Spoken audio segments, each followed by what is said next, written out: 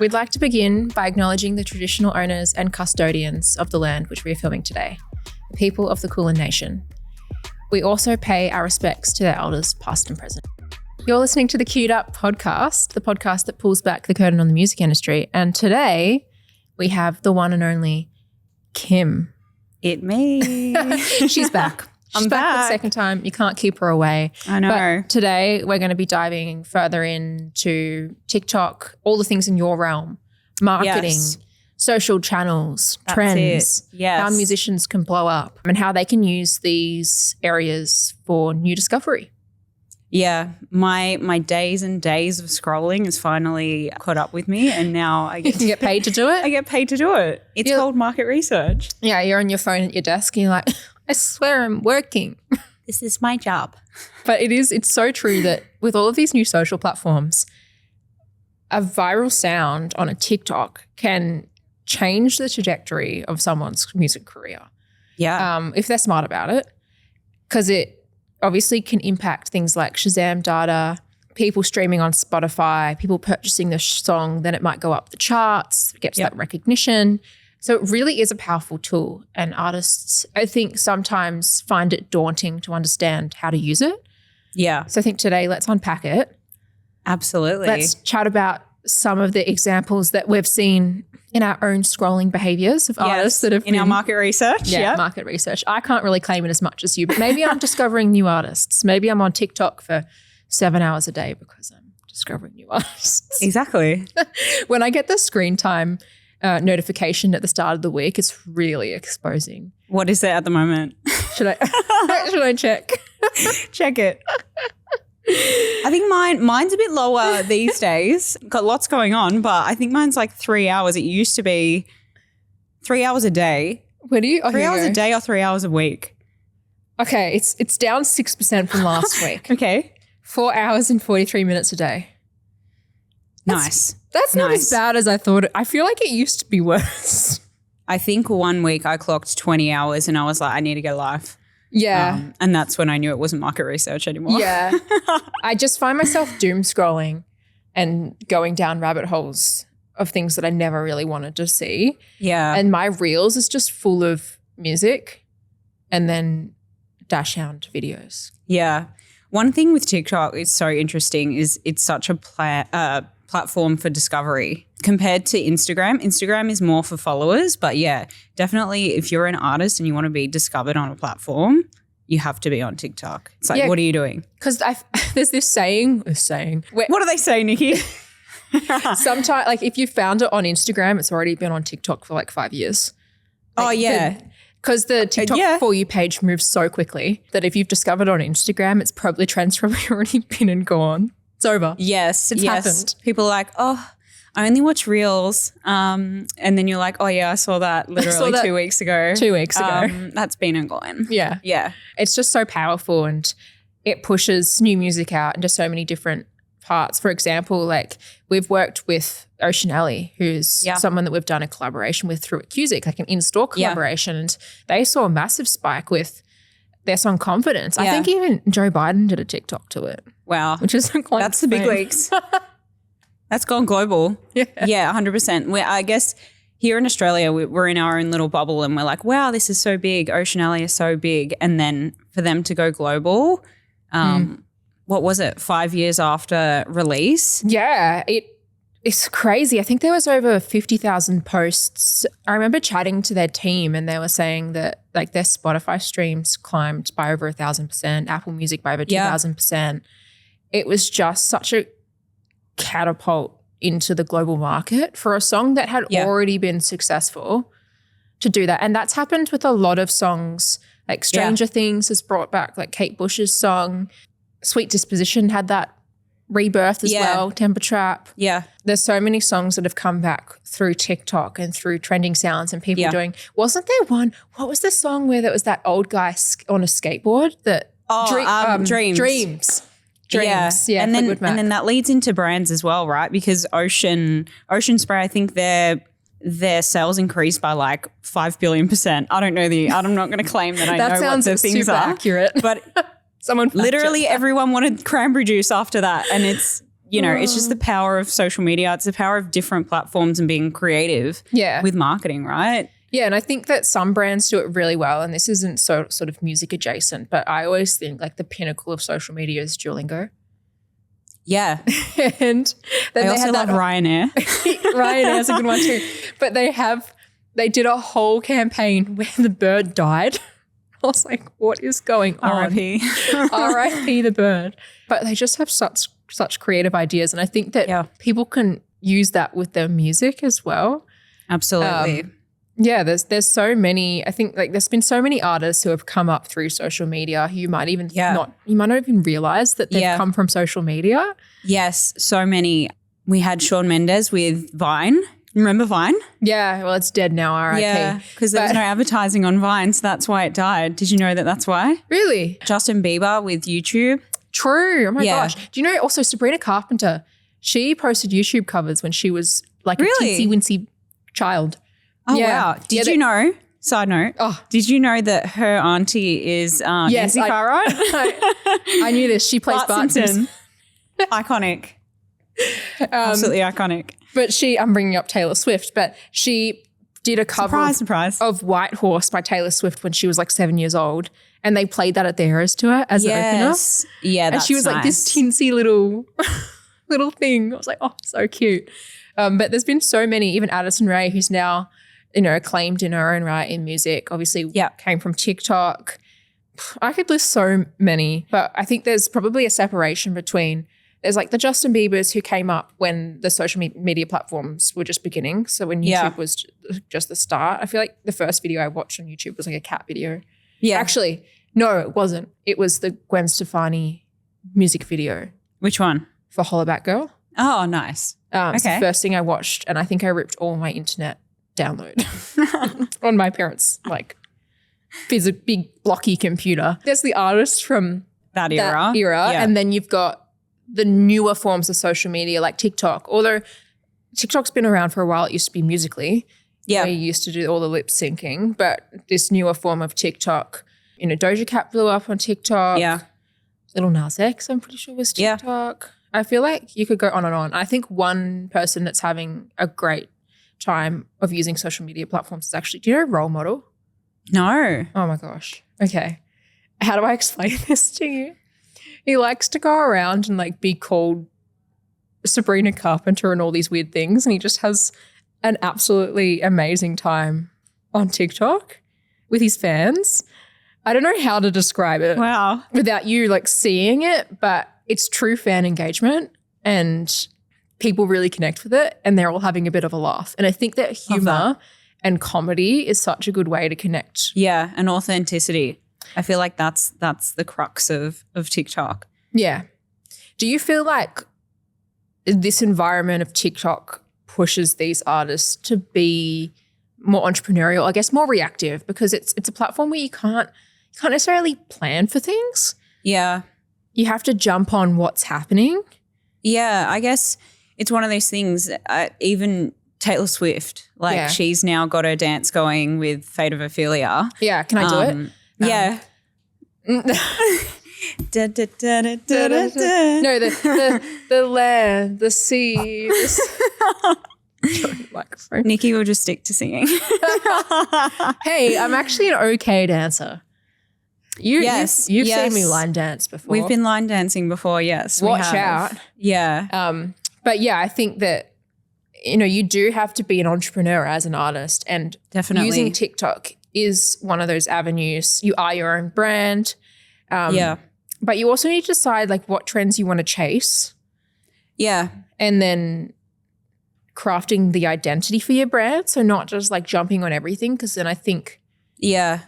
Do you feel that? Because then you kind of wishy-washy, like your brand doesn't really have an identity. Yeah, well, it all comes down to authenticity. So, yeah, if you are on all the trends, it's not going to be true to you. I remember I was actually watching a TikTok of an influencer and she was saying, I would rather be dead than follow a trend and follow what's not right for me, because that's what made me who I am. So it's the same for music artists. If something's so off brand, people will jump on you straight away. Like if they smell a rat, Yeah. So yeah, the internet is brutal, and I feel like they do not give you any room to no. move. But I also, people do smell a rat, and I think that if you're growing your audience, so if you're not at the top, like that top level where you have masses of followers, they sense that like inability to stay within that brand and consistency. Yeah. People watching, they can't build trust with you because they don't know what you're going to post about. Which I think it's so important. And I have noticed that a lot of labels or music record labels are pivoting their budgets towards these things rather than traditional. Have you seen that be successful? I guess I could give you an example. So an example of this is Meghan Trainor and her team would pay people to do, I've mentioned Meghan Trainor, would pay people to do dances to her songs. So labels are actually, so a lot of it's manufactured. Yeah. But they'd get a TikTok, these two girls who are really famous on TikTok for doing dances, they'd pay them to create a dance that everyone starts doing. Have you seen those things be successful, or do you think people see through them now? I think it is successful because if I think about like Jenny. Yeah. All the K-pop stuff, like I learned that dance. Did you? I did. I don't know if I could remember it now, but it's one of those things where that is such a big thing on TikTok. I don't know if it's just because I'm on dance TikTok because that's something that I do. You know, it's as we said before, Taylor Swift, Jenny, or even just Blackpink in general. Everyone wants to be them. Everyone wants to, you know, they want to copy and repeat. And that's pretty much what TikTok is. Taking sounds, creating new content in a fun and different way. And then also it just like the creativity is just unmatched. It's like you go down a rabbit hole and you're just like, wow, some days I love the internet. It's just so random, but so good. Yeah. When it's good, it's good. But obviously when it's bad. Yeah. Sometimes I am so thankful to be a human living in the time of the internet where I see a meme or something that's just like so deeply funny. It's so random and you're like, oh, wow, I'm so glad I saw that today. Yeah. But obviously it has its downfalls. And then obviously we've talked a little bit about TikTok, but we can't deny that there's other platforms out there. Yeah. How do you create a campaign across multiple platforms? I feel like it's so daunting to people to go, how do I make this cohesive? How am I posting this on TikTok? And then I've got my Spotify, and then I've got my Instagram lives. And then if we add in-store into the mixture, it's overwhelming. Yeah. How does the multi-platform storytelling work, and what's the importance of it? I guess a word we love at Cusick is omni-channel. In-store. Let's not forget about in-store. Yeah. It's one of those things where we'll never claim that we're not going to be like, oh, no, you need to advertise on in-store. You need to be in there and not talk about TikTok and not talk about Instagram. You know, like I think it's knowing what the platforms are used for. So Instagram is mainly for your followers, creating community. TikTok is about finding new audiences, and then leading into in-store, you have that reach of all the people in store. So say you're in a Mecca, you're in a Scanlon Theatre, or wherever you are and what your audience is, there's so many people that are walking through every day that could hear your music and perhaps Shazam it, and before you know it, you're a star, you know? She's a star. And, you know, you in that role as well is, you know, you're the one cherry picking these artists, you know, like it's a whole new platform for artists and brands and retailers. And I think it's such a powerful one. Something I often say is you've got your TikTok and your Instagram and your Spotify for the release of your campaign. And of course you can use a platform like Cusick to bolster that release, whether it be through audio messaging or having that release play in certain stores. But I just think that Cusick is so important as a bit of a long tail campaign strategy. Yeah. And keeping the listeners interested and reminding them that you have music and that they love your music. Because if you're constantly in someone's atmosphere and brain and Yeah. your songs are in all these stores across our entire network and people are constantly reminded of you, then they're going to become more familiar with you. Yeah, And brand awareness. It's the marketing funnel. Yeah. Brand awareness, then your consideration, and then conversion. So you could convert someone into being a fan through in-store. I mean, it's like it is exactly that. And I think that like in the music industry, we like to make things sound sexy and sound like, oh, I got to do this promotion and do this thing. It's like it is at the end of the day, marketing a product, right? Yeah. Your art and the music you're putting out simple as that, is the product, how you're going to market it. And what are you going to – I think that so many artists think about release day and they go, okay, I've got to do everything up until release day. I've got to do this and get this press and get this person to speak about me. Yeah. And then once release day comes, rightfully so, they go, I'm done. And which in reality, that should be the starting line. Yeah, well, if you think about – you just made me think of like celebrities who release products and they go, oh, I've got this new product, and they probably had no idea what it is or even tried it and just slapped their name on something. How many of those all the fail? Perfumes in Chemist Warehouse. How many of those continue on? There has to be that continuous, you need to find new audiences and new people to keep it going. Yeah. And then obviously there's loyalty. How do you continue to engage those people? And in store. Well, the whole back to omnichannel, it's hitting those people in those different areas with the messages that you want to send out. Yeah, and I think that really separates who's going to keep growing, who's going to be sustainable and who's going to fade out. Yeah. Are the people that use platforms like this smartly. We're here and we're like open. My inbox is open. I reply to emails. And obviously we have restraints, whether that be licensing, music licensing, what we can play, And one thing I always say is please make a clean version of your music because we can't put it across any of our channels unless you have a clean song. Yes. Like beep it out, do whatever you can. But if it's got swear words in it, I can't put it in our network. Yeah. And you've just lost the opportunity to have your song across 17,000 locations. Yeah. And I think that's so important. But people who use platforms like Cusick to keep their music growing and keep their fan base engaged will have more sustainable careers when they release the next thing.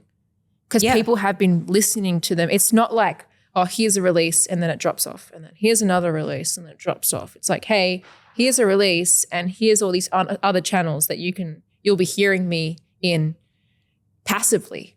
Like they're not even so, and then they might go and search you up on Spotify, but they're passively hearing you so that when you release the next thing, they're like, oh my God. Yeah. And I think also the thing with the ad messaging is so interesting because it creates a personality for that person. Yeah. Because I mean, back in the day, it was just, who is this person? Oh, I thought that was a man singing. Oh, like just the most random stuff where you didn't know who anyone was. Now you know everything. I mean, you know everything about Taylor Swift. Oh, I wouldn't say everything. So people like that who put themselves out there and create a story and create communities with their fans are the ones that are going to have longevity. Emotional connection, right? Yeah. And not to bring this back to AI or anything like that, but I feel like obviously there's this fear of AI. I actually saw Charlie Puth do a really interesting video on this, was it the other week or something, about, humans are interesting in the way that a lot of the music we make has mistakes in it. Yeah. But it's the mistakes that make it really interesting. I think I saw that. And like there's so many songs. There's a Beatles song where you can hear Paul McCartney like swearing in the background. And I love that stuff. All this stuff that makes music what it is. Yeah. AI is going to make the best song and the most correct version of a song. Yeah. But the mistakes and the humanness is what creates that emotional connection with people to actually like the music. And I think that is relevant in the making of the music, but then also the promoting of the music. 100%. Yeah, I think AI is such a powerful tool and it's here to stay. Yeah. I think we just need to work out how as a society we can work with it rather against it. Ethically, but also making sure it's fair for everyone. Yeah. And like I think we use both use AI in our everyday lives, and it's a very helpful tool. I don't know where I'd be without AI. I think like it's such a powerful tool, and it's such a prevalent conversation in the music industry at the moment. Yeah. No one's saying don't use it. We're just saying let's use it ethically, which I think at Cusick is something that we're doing well, whether it be with voiceover artists. And we're making a point to we're licensing out their voices. Yeah. We're making sure that it's ethical and it's done the right way, because when it is, it's a really powerful tool. Absolutely. How does a listener turn that song into a conversion? Is it through Shazam? Like how, if an artist has no idea what Cusick does, no idea what Cusick is, and they say, I want my music on the platform, how could they, I guess, track if there was any success in that? Yeah. Well, I guess you said Shazam, and we love this example. Are you going to bring up Meghan Trainor for the second time in this episode? We are. If you didn't know, Meghan Trainor was discovered through Starbucks, Shazam's. So a lot of people don't know that. Yeah. It's incredible. If you think about it, how many times have you Shazammed in a supermarket? I know I have. Yeah. I think what happened was she was playing in Starbucks. People were Shazamming her. And for people who don't know, commercial radio use Shazam data to place tracks. So if a song has high Shazam data, then it gets put on rotation. Can I ask you a quick question? Yeah. Do you do that? Do you look at Shazam data? Can you do that? No. I'll take anything. No, we are more about the sound and the fit for the brand rather than the analytics in the data behind it. Yeah. But commercial radio stations will look at that, and they did see that, and there she got put on high rotation on radio, and that's how she broke out. Yeah. Yeah. It's such a powerful tool. I mean, what else could artists do? They could look at their Instagram. Yeah, absolutely. Vanity metrics. We love a vanity metric in marketing. Follows, likes, engagement, all that stuff. You know, the traditional combining all of these different data metrics to have an understanding of where your audience is, who's listening, and then going, okay, cool. Well, this is what's happening. Hey, Cusick, or hey, people at Cusick, this is what my audience looks like. I think I could be a good fit for this brand. Yeah. Let's do something. A good example of this would be Alex Warren's new album. He's an American artist. He released it or played it first in Chipotle's across America. Yeah. Awesome. So for release day, it was played exclusively in Chipotle's. It's like, how random. But with a side of guac. Love it. With a side of guac. But yeah, that's all that played. And I think that was just that album. Non-stop. Which is so fascinating, right? Yeah. But you think about like the demographics of a Chipotle. But yeah, I guess the dwell time is not super high, so it wouldn't be, I mean, maybe the staff. I think I have a little bit of a problem with that. The poor staff is probably really sick of Alex Warren. No hate, but yeah, it's so interesting. Yeah, and I think that people can use platforms like Cusick to do things like that. And if they have the metrics to back it up, then that's going to be 10 times more impactful when you're talking to the brand. Absolutely. Whether it be a makeup brand, whether it be a quick service restaurant, and going, hey, we align, and the people that enter your store also listen to my music. Yeah, this and it makes sense. It makes it more authentic for them as well to align with something that aligns with them. Yeah. Otherwise, you don't want something that's completely off brand. It's not authentic. Always comes back to authenticity. you love the word authentic. I love it. Take a shot when you hear that word. There you go. There's a fun little drinking game for everyone today. Do we condone that? I'm not sure. But yeah, I think it's such an important thing to have that scope across all of the different channels, and Cusick being one of them, and often a channel that people don't really know about. I think we've chatted about this before, I think on the first episode, that it was, people don't even know that there's people behind the music in store. Yeah. I mean, in-store audio has been around for a really long time. A really long time. If you think about it, there's been retail stores for how long? Forever. Yeah. I mean, not forever. Well, no, not in not the Stone Age, but of modern times. That's been around for a very long time. But I guess it's come in different formats. Yeah. Maybe. But also it hasn't been great for media buyers. I mean, I come from an agency background, so, you know, that media buying, it just wasn't really what people wanted. They wanted to be buying, you know, the shiny new thing, the Facebooks, the Instagrams, banner ads. I don't know how banner ads did so well for such a long time. We've got a banner ads hater over here. But, you know, now we're in a new era. Yeah, the Not era to say of, era. retail media. The retail media era. Understanding how you can use platforms like us, just like you can use platforms like TikTok, and both just as beneficial, and I think both can be just as powerful. Yeah. Well, it's, again, it comes back to that omni-channel. Different platforms serve different purposes. So it's looking at how you tailor your message to those things. Yeah, and looking at it as just, it's not just background music anymore. Yeah. Like it has a power and it has a purpose and people are listening to it. I think like we have a customer 7-Eleven US and they have 300 million shoppers monthly. Yeah. Can you imagine putting your song to that many people? Surely. Think if the conversion rate was 1%. Like even 1%. Insane. Insane. It just blows my mind that that's basically the biggest radio station in the United States. And no one if not knows the world, it exists. Right? It's like, are we claiming that? Yeah, I don't know if we can claim. To me. I don't know if we can claim the world. Fact check that one. But it's just such an untapped market for the music industry. Absolutely, it's so important, and I think that people just need to use it more within their campaigns. That really intent-based listening and understanding that people can have different purposes for music at different points in their day, and making sure that you're covering all those bases. But yeah, it's been so good to chat to you about all of these things. As you can tell, it's got my mind literally spinning. TikToking. Yeah, I'm like, your mind gosh, TikToking. I'm going to go onto TikTok and just think about it too much when I'm like, you're gonna go on and do your market research. That's what you're gonna do. Yeah, for sure. Right after this, straight on the market research. Yeah. But I think it's such a powerful tool for artists to understand. And like, as I said, my inbox is always open if you want to understand it more as an artist, how we can help you. Understanding, I think I've said understand about 6 times, but how to make impact with your release, how to sustain that release, how to get people to care about you.